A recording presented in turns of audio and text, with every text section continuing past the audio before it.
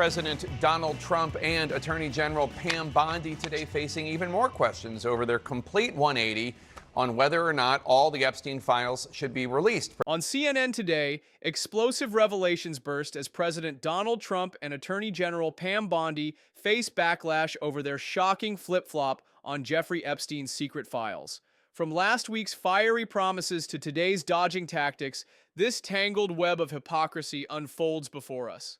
Let's break this down together and expose the real story behind the Epstein files. President Trump was asked directly if the Attorney General has told him whether his name is in these files related to the sex trafficking investigation into Jeffrey Epstein.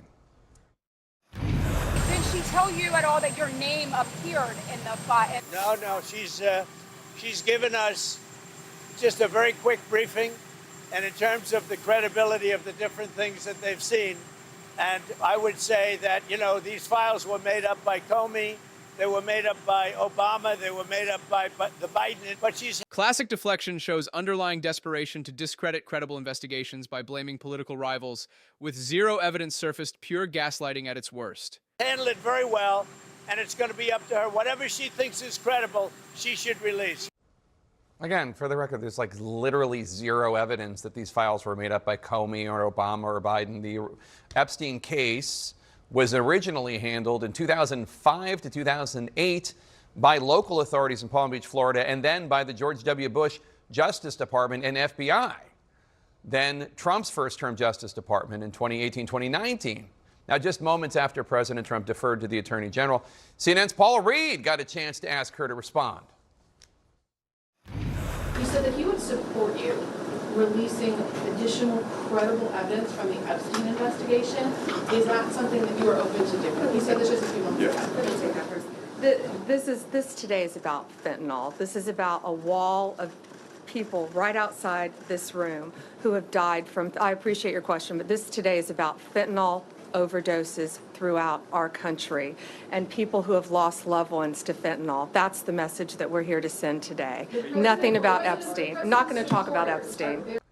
So, look, fentanyl is an incredibly important issue, one that we cover on the show all the time, but it's a little difficult to hear that message from the Attorney General on top of the assertion from the Justice Department now that there's nothing to see here, given how much Pam Bondi and other members of the Trump administration have been hyping all of this. And in February, Attorney General Bondi went on Fox, of course, the only channel she ever goes on, and she hyped up the release of the Epstein files, saying that the client list was literally sitting on her desk. What you're going to see, hopefully tomorrow, is a lot of flight logs, a lot of names, a lot of information.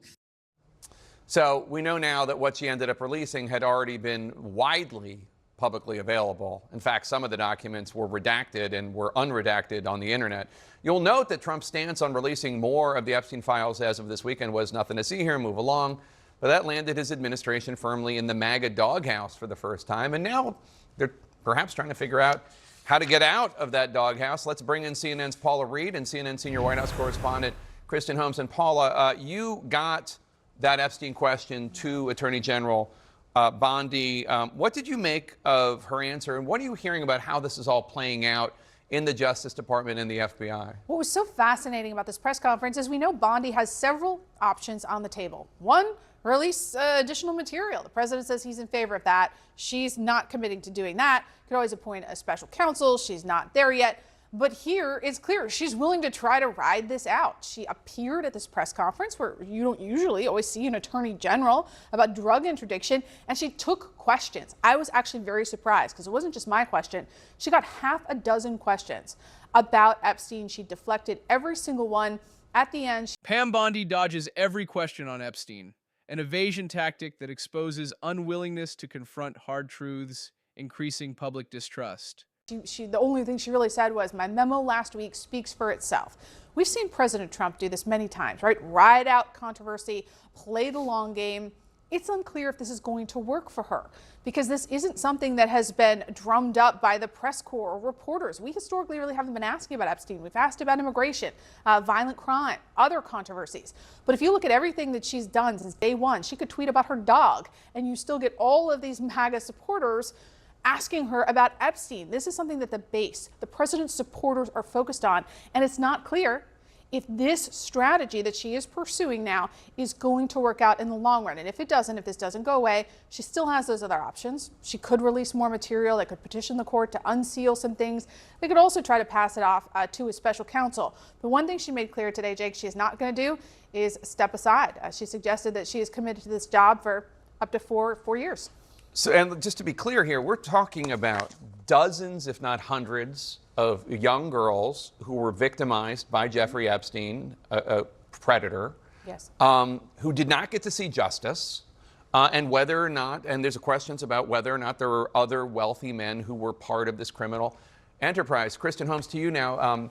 Today, President Trump saying, well, if the Attorney General wants to release more, she can. So what's the strategy here? I'm not really sure that they have a strategy beyond waiting this out. I mean, I've talked to a number of people around President Trump. Many of them believe, and this is White House and officials in the administration, that this will blow over. But if you talk to some more of the hardcore MAGA loyalists, not necessarily in the administration, but some of the most vocal critics of Pam Bondi's, they are saying they're not giving up on this. And what you really saw after these remarks that President Trump made was them doubling down on that one tiny part of his remarks, which said that if Pam Bondi, the Attorney General, views it as credible, then she should release that information. That is not. Trump shifts his tune, opening a confusing new door after dismissing calls to release files, fueling speculation about internal contradictions and political maneuvering. Not something that we had been hearing from the White House. It's not something that we had been hearing from around the administration. In fact, what we had been hearing was more in line with what the Attorney General said, that her memo speaks for itself. But now he has once again opened this door to potentially releasing new information. And what I saw today and what I received calls on from a number of these loyalists was, did you see what he said? Pam Bondi should release more information.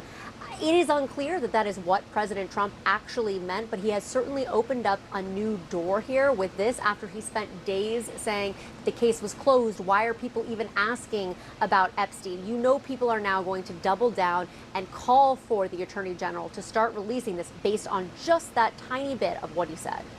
All right, Kristen Holmes, Paula Reed, thanks to both of you. Many of Epstein's victims have credited another victim, Virginia Giuffre, for giving them the courage to speak out publicly against Jeffrey Epstein. Giuffre alleged that Epstein trafficked her to his powerful friends, including Prince Andrew, who denied those allegations. Former U.S. Attorney Jeffrey Berman, a few years ago on this show, told us that Prince Andrew had originally pledged to cooperate and then refused to. He goes on television, and it was an awful attempt to rehabilitate his his situation. And so then he issues a press release saying he's going to cooperate with the investigations. And I say, great. I tell my team, let's go out there, let's get his testimony, let's get him on the record. Well, that wasn't going to happen. His lawyers gave us the runaround. Giuffre sadly died by suicide in April.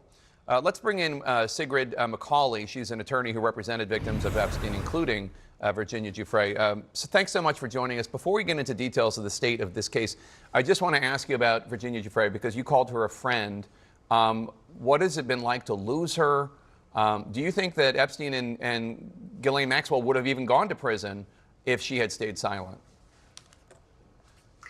Virginia Giuffre was really the heart of this case. She was the one who was brave enough to raise her voice and try to stop this sex trafficking operation that had literally gone on for over 20 years and had injured hundreds of young individuals. So she was really at the center of bringing this justice to fruition. So it's a huge loss to not have her with us anymore. I'm so sorry that you lost your friend. Horrible, horrible situation. You've said that the Justice Department is sitting on a treasure trove of Epstein information, files from the seizures of Epstein's computers at his various homes, Palm Beach, New Mexico, New York, financial records. Why do you think the Justice Department won't release these now after making a big deal out of promising transparency? And let's be very clear here. Obviously, the names of the survivors or names of innocent people who played no role in anything, obviously you can redact their names out of it. Nobody's saying that. But there's so much information. Why do you think they're hiding it? It's a great question. I mean, they're sitting on a multitude of information. They've had hundreds of interviews that they've undertaken over the many years they've been investigating Epstein and his co-conspirators and their crimes, and yet they're not turning over any of it. It's really, truly shocking. And as you saw in some of the early lists that they produced, many computers were taken. Think about all the email traffic between Epstein and those people who were involved in his inner circle. And the American public deserves to see that. They deserve to know how these crimes were facilitated for so long and at such a high level. And that's what's really missing here. After months of mounting pressure, the DOJ sits on a treasure trove of Epstein evidence while Attorney General Bondi and President Trump struggle to contain the fallout. Their contradictory statements and refusal to fully release files raise serious doubts about transparency and justice for victims. Viewers, drop your take below should the full truth finally come to light or stay buried.